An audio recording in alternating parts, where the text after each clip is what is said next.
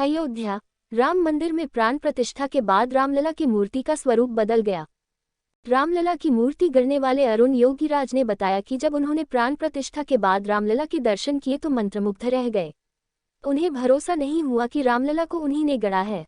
प्राण प्रतिष्ठा से पहले वह 10 दिनों तक अयोध्या में ही रहे। उन्होंने कहा कि गर्भगृह में प्राण प्रतिष्ठा के बाद रामलला के विग्रह के भाव बदल गए। उनकी आंखें जीवंत हो गई और होठों पर बाल सुलभ मुस्कान आ गई। प्राण प्रतिष्ठा के बाद उनके विग्रह में देवत्व का भाव आ गया।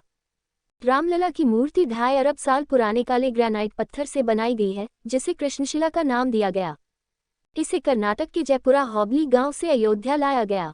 इसकी खासियत है कि इस पत्थर पर मौसम और पानी का असर नहीं होता है।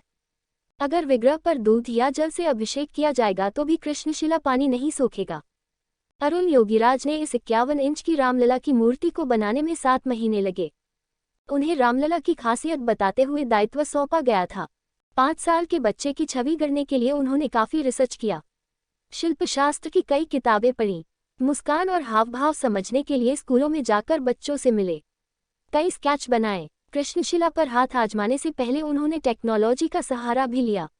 अरुण योगीराज इसे बनाने के लिए आधी आधी रात तक जगते रहे। 5 साल के रामलला को बनाने के लिए बारीकियों का ध्यान रखा।